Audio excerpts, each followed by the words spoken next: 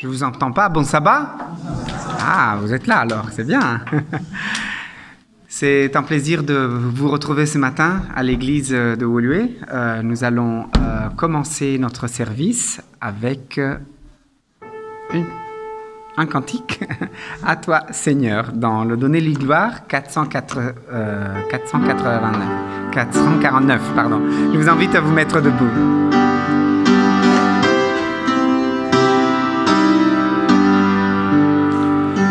En toi, Seigneur, j'ai mis ma confiance.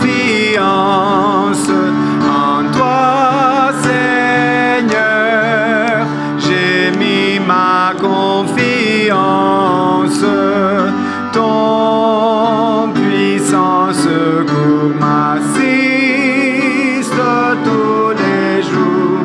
Seul tu fais mon espérance. En toi, Seigneur, en toi, Seigneur, j'ai mis ma confiance, j'ai mis ma confiance, et c'est pour toujours, et c'est pour toujours. Comme un enfant regarde vers son Père, comme un enfant regarde vers son Père, moi levant les yeux, je cherche un Père aux cieux, d'où me vient force et lumière. Comme un enfant, comme un enfant, je regarde à mon Père, je regarde à mon Père, paisible et joyeux, paisible et joyeux. Réponds, Seigneur, au soupir de mon âme. Réponds, Seigneur, au soupir de mon âme. Seul tu peux remplir mes vœux et mon désir. C'est toi seul que je réclame. Réponds, Seigneur, réponds, Seigneur, au soupir de mon âme, au soupir de mon âme, et tu veux bénir, et viens me bénir.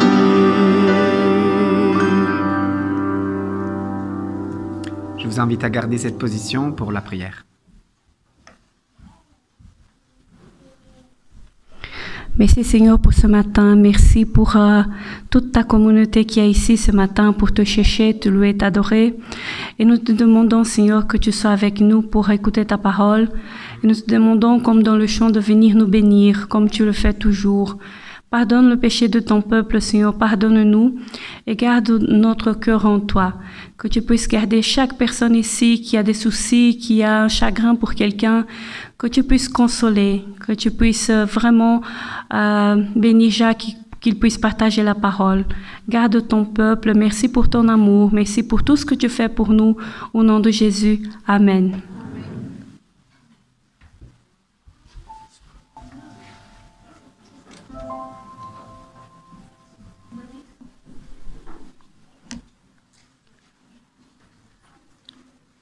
Deutéronome, chapitre 4, versets de 29 à 31. Et de là, vous chercherez l'Éternel ton Dieu, et tu le trouveras, si tu le cherches de tout ton cœur, de toute ton âme. Dans ta détresse, et lorsque toutes les choses t'auront atteint, à la fin des jours, tu retourneras à l'Éternel ton Dieu, et tu écouteras sa voix. Car l'Éternel ton Dieu est un Dieu miséricordieux. Il ne t'abandonnera pas et ne te détruira pas. Il n'oubliera pas l'alliance de tes pères qu'il leur a jurée.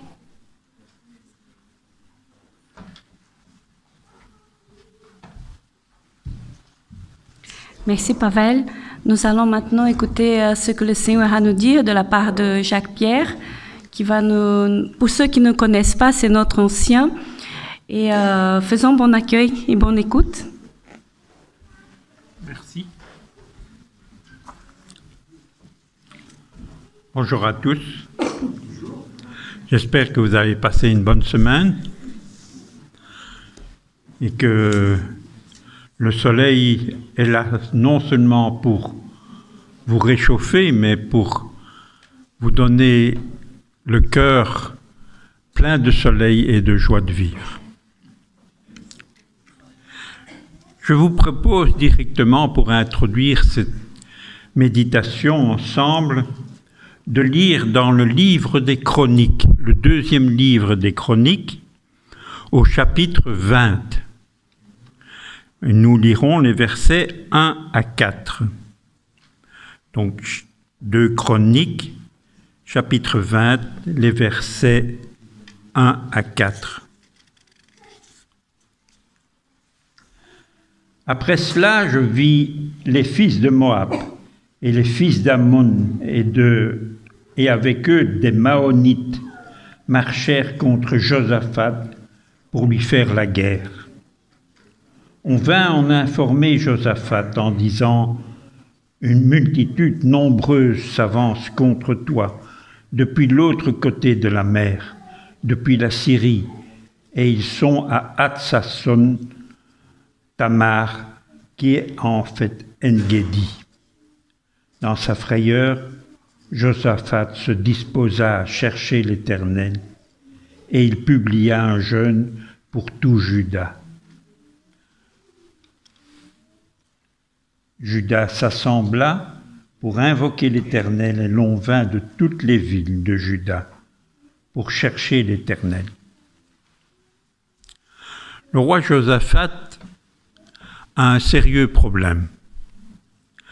Il est roi de Juda, et son problème est que 3 ennemis de Juda ont décidé d'unir leurs forces pour exterminer son peuple et son royaume.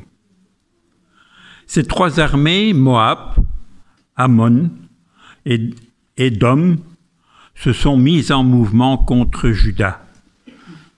Oui, vous voyez un petit peu par rapport à la carte, le royaume de Juda, c'est ce qui se trouve en bas, près de la zone rouge que vous voyez.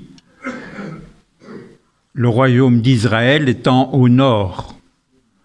Mais vous avez le royaume d'Ammon, de Moab sur la droite, et le royaume d'Édom dessous. Et il se trouve, on nous dit, près de En-Gedi. Et En-Gedi se trouve à peu près là où il y a, juste au-dessus où c'est marqué « Royaume de Judée ». Vous voyez, il y a un mot, moi j'arrive pas à lire ce qui a marqué. Hébron. Merci. Ben, à peu près à cette hauteur de la mer de Galilée, un peu plus haut que Hébron, là, près au bord de la mer. Il faut dire que ces 3 peuples avaient destination de vouloir aller jusqu'à Jérusalem et en finir avec ce royaume. Il faut dire que depuis les règnes de David et de Salomon, ces peuplades avaient été soumises à des taxes lourdes et à fournir de la main-d'œuvre au peuple d'Israël. Mais cela faisait plus de 60 ans que Salomon était mort et Israël était maintenant divisé en 2 royaumes. Le temps était venu pour ces 3 peuples de s'unir maintenant.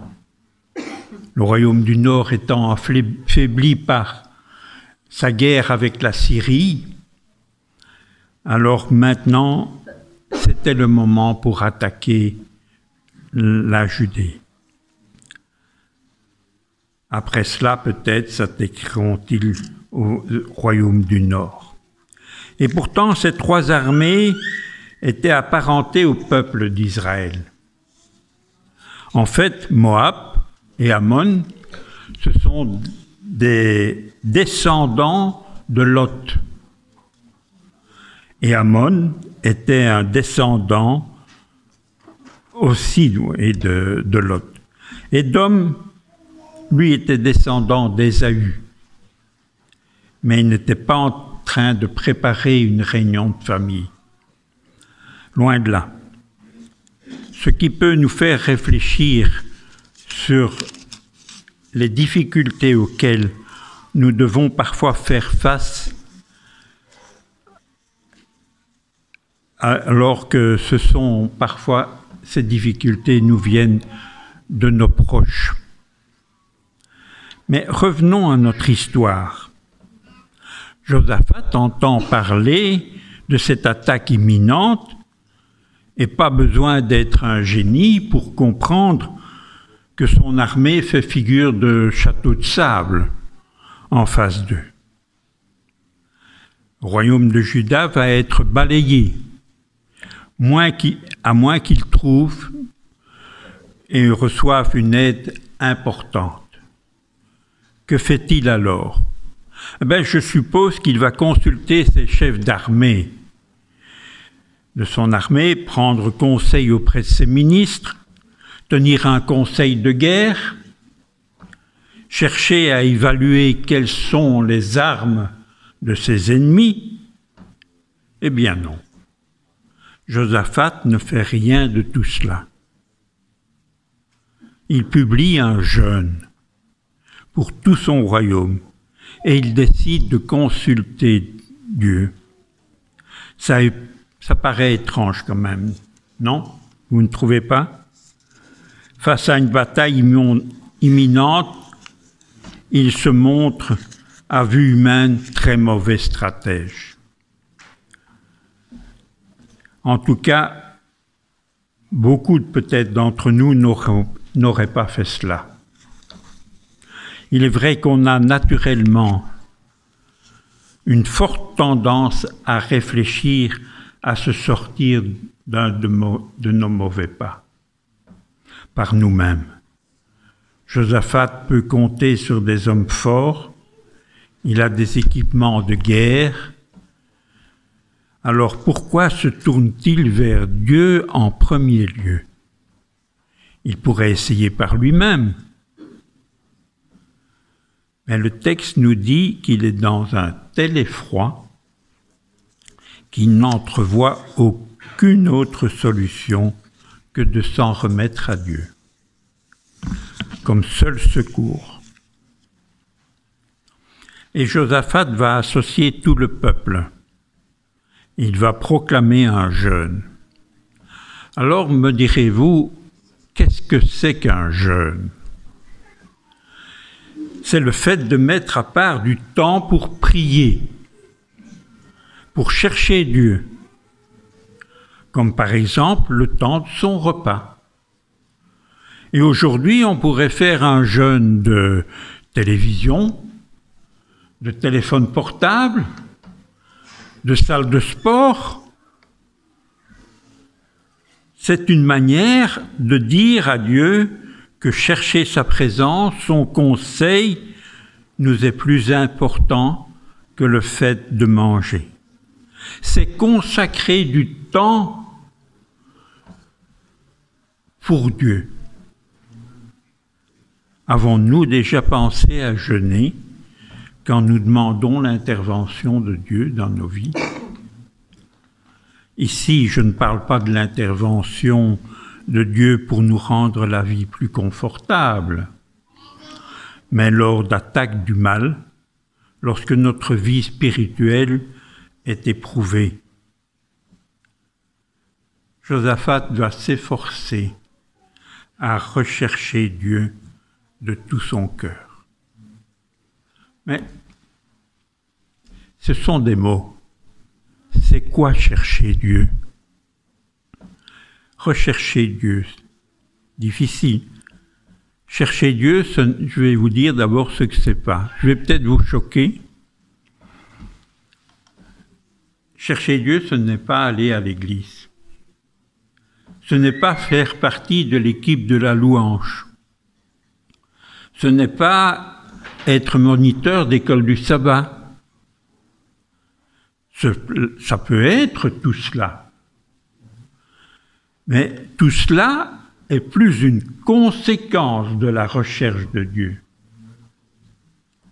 Notre vie, notre implication spirituelle implique ces choses, mais chercher Dieu, c'est avant tout avoir soif de le connaître. C'est cultiver une relation personnelle avec lui. C'est avoir faim et soif de Dieu, de sa parole, avoir soif de lui ressembler. C'est rechercher Dieu dans notre vie et s'ajuster à sa volonté. C'est écouter et obéir. La Bible nous dit, comme Pavel nous l'a lu, « Tu chercheras l'Éternel ton Dieu, et tu le trouveras, si tu le cherches de tout ton cœur et de toute ton âme. » Dieu veut se laisser trouver. Il souhaite que nous le cherchions. Il veut se laisser découvrir. C'est un Dieu de relation. Il espère vivre une relation vraie, à cœur avec nous. Chercher Dieu jusqu'à ce qu'il se passe quelque chose dans notre vie et dans notre Église. Louez, priez, ayez un besoin de sa présence à vos côtés. Les disciples ont recherché Dieu après le départ de Jésus. Ils sont montés dans une chambre haute. Ils ont abandonné leurs occupations. Ils ont laissé Dieu agir. Et ils ont persévéré des jours et des jours. Et tout à coup, le Saint-Esprit est descendu sur eux. Et ils n'ont plus jamais été les mêmes. Rappelez-vous, Pierre, ce petit trouillard, qui devant une dame qui semblait le reconnaître, a dit « Non, moi je ne connais pas, surtout pas moi ». Eh bien, on peut lire les résultats de cette transformation dans le livre des Actes. 3000 conversions en une seule journée et un seul témoignage. Pas par leur beau discours, ni par leur intelligence. C'étaient des pécheurs, pas des instruits. Mais le Saint-Esprit qui désormais agit dans leur vie, a fait des choses. Des hommes et des femmes qui ont pris du temps pour chercher Dieu. Et nous, quand prenons-nous du temps avec Dieu? Lui laissons-nous le temps de nous parler? Savons-nous faire silence? Ou nos prières sont-elles une liste de demandes infinies? Faire silence, entendre la voix de Dieu en nos cœurs. Bien, je vous invite à chanter ensemble maintenant, comme une prière, ce chant 439 à chaque instant qui passe. Je vous invite à être attentif aux paroles de ce chant.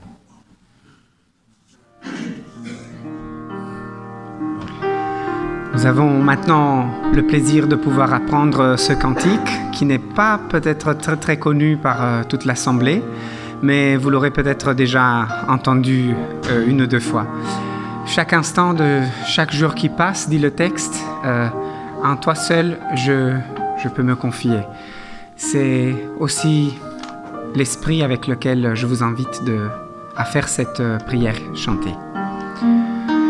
Chaque instant de chaque jour qui passe, en toi seul je puis me confier.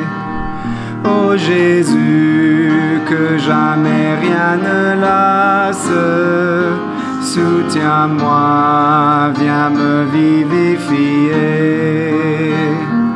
Et ton cœur si patient, si tendre, c'est pour voir aux besoins de ma foi. À toi seul j'ai appris à m'attendre, car c'est toi qui t'occupes de moi. Aide-moi à n'avoir confiance qu'en toi seul, mon Maître, mon Seigneur. Tu connais toutes mes défaillances, mon salut est seul en ta faveur. Et ton cœur si patient, si tendre, c'est pour voir aux besoins de ma foi. À toi seul j'ai appris à m'attendre, car c'est toi qui t'occupes de moi. Prends ma main, tiens-moi quand je chancelle, le chemin est sombre et rocailleux. Oh, permets que je te sois fidèle, conduis-moi jusqu'au séjour des cieux. Et ton cœur si patient, si tendre, c'est pour voir aux besoins de ma foi. À toi seul j'ai appris à m'attendre, car c'est toi qui t'occupes de moi. Amen. Merci Giuseppe. Oui, je vous invite à être attentif à la voix de Dieu dans votre quotidien, mais aussi à nous organiser pour lui laisser du temps, pour nous parler, parce que cela pourrait changer notre vie à tout jamais. Peut-être comme moi, vous avez besoin de reconnaître que vous avez des zones d'ombre dans votre vie. Nous pouvons profiter aujourd'hui de nous réaligner avec l'orientation que Dieu a pour chacun d'entre nous. Je voudrais vous inviter à vous laisser toucher par Dieu, à vous laisser transformer par lui. Il n'y a pas de péché trop grand pour Dieu. Il n'y a pas d'addiction trop grande pour Dieu. Mais revenons à notre texte de 2 Chroniques 20. Voilà que le roi Josaphat, 20 au chapitre 20, chapitre 20, verset 4. Judas s'assembla pour invoquer l'Éternel, et l'on vint de toutes les villes de Juda pour chercher l'Éternel.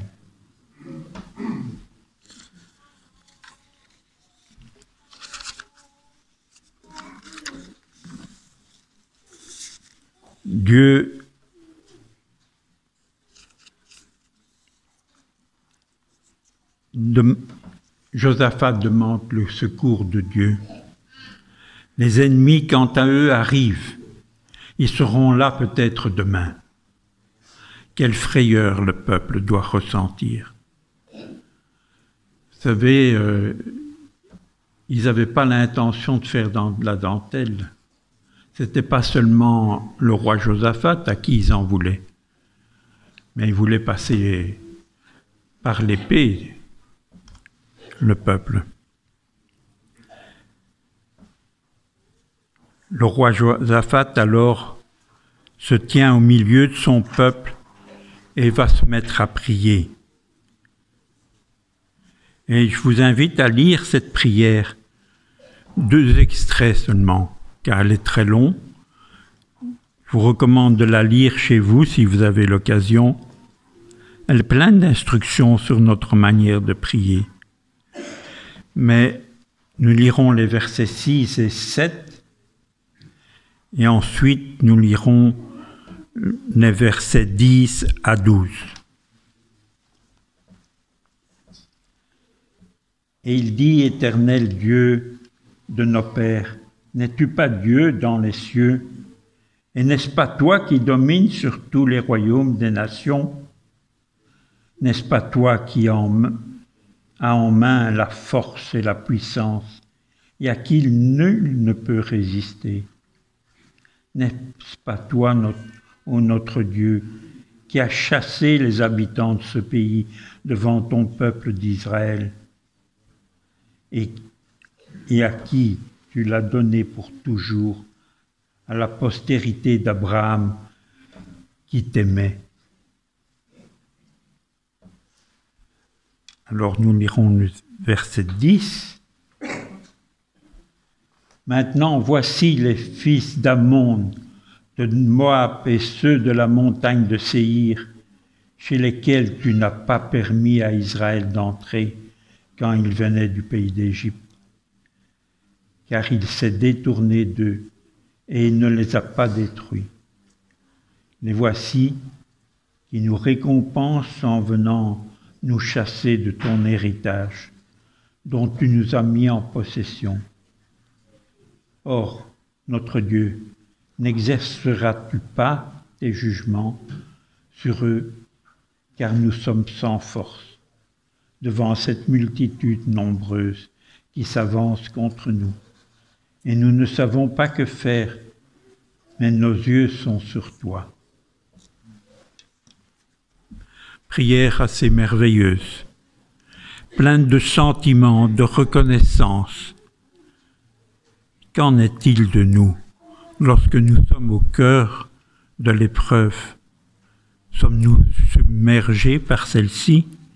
Ou bien, comme Josaphat, sommes-nous capables d'exprimer notre confiance et notre reconnaissance envers Dieu,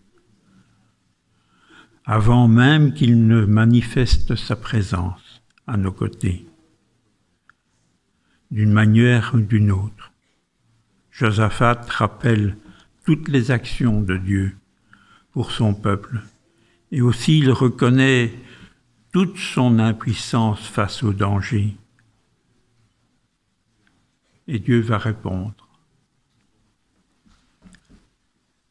Et Dieu répond par l'intermédiaire d'un prophète, un descendant de la famille de David, responsable justement du chant et de la musique. Et au verset 15, nous lisons, Jacaziel dit, « Soyez attentifs, vous tous, Judéens, habitants de Jérusalem.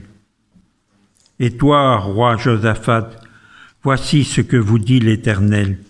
N'ayez pas peur, ne vous laissez pas effrayer par cette foule nombreuse, car ce ne sera pas vous qui combattrez, ce sera Dieu. » Dieu a répondu d'une manière spectaculaire à la prière pleine de foi de Josaphat.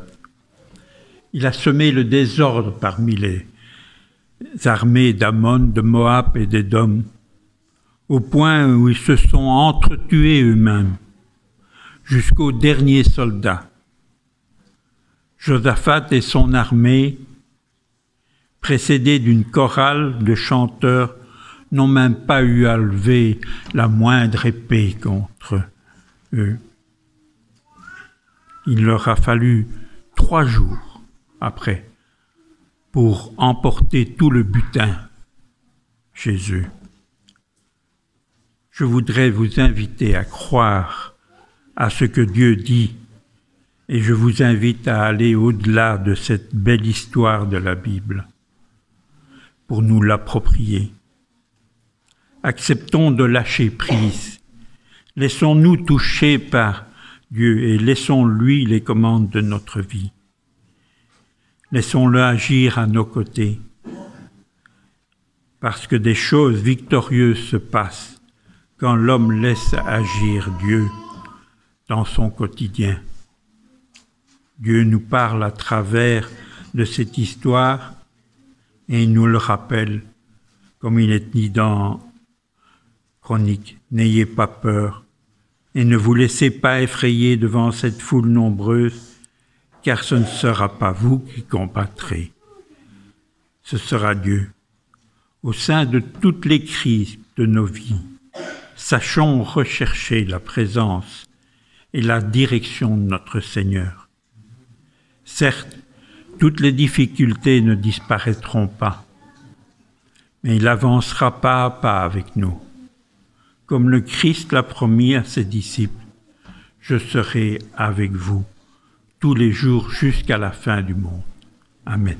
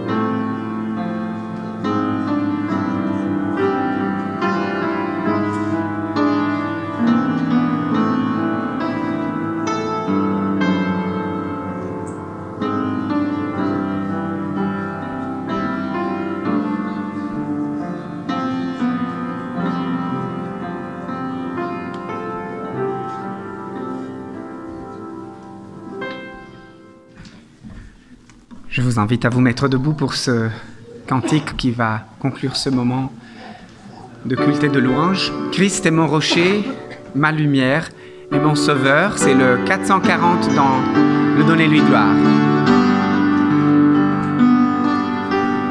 Christ est mon rocher, ma lumière et mon sauveur.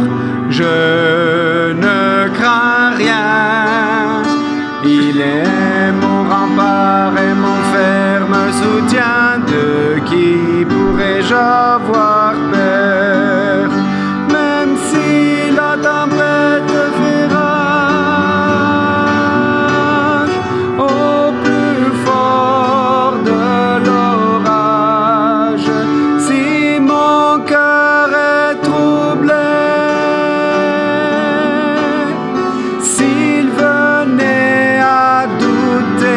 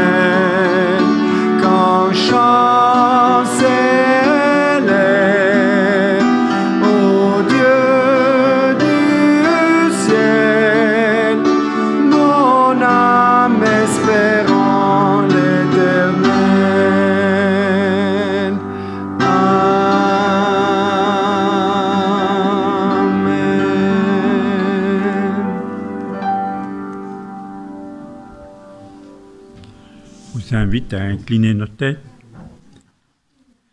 Seigneur notre Père éternel, nous te louons et te rendons gloire. L'aide et les forces que tu nous donnes chaque jour, nous voulons les mettre à notre profit. Nous voulons te faire confiance et marcher chaque jour avec toi. Accompagne-nous dans nos luttes, dans nos choix de vie et que nous avons à prendre chaque jour. Aide-nous à toujours voir et comprendre ton amour pour nous dans toutes les circonstances que nous rencontrerons. C'est au nom de Jésus que nous te demandons ces choses. Amen.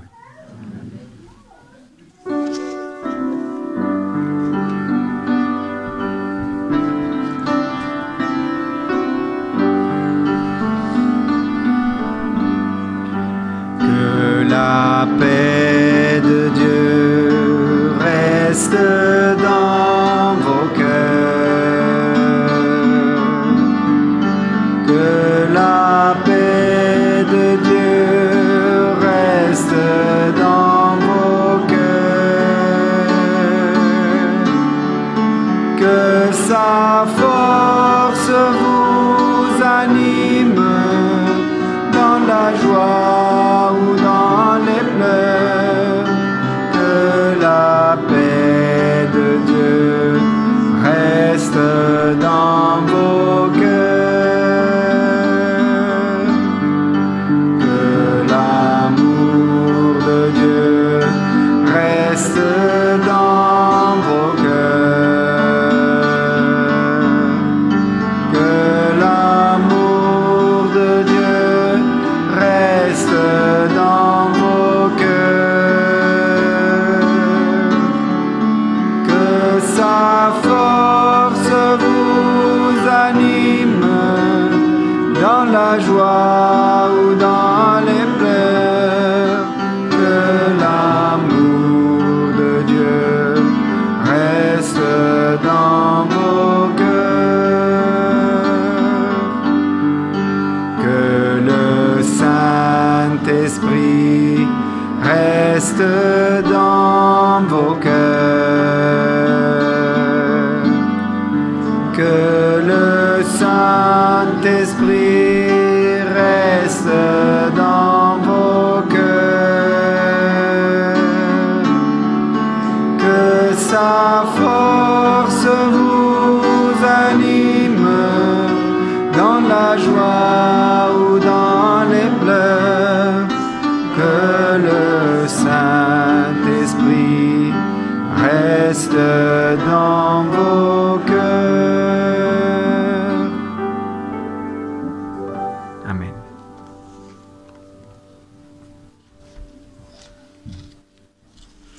Recevons la bénédiction du Seigneur. Nous allons lire 1 Thessaloniciens 5, 23. Que le Dieu de la paix vous consacre lui-même tout entier, que tout votre corps, être, l'esprit, l'âme et le corps soient gardés irréprochables pour l'avènement de notre Seigneur Jésus-Christ. Amen. Allez dans la paix du Seigneur.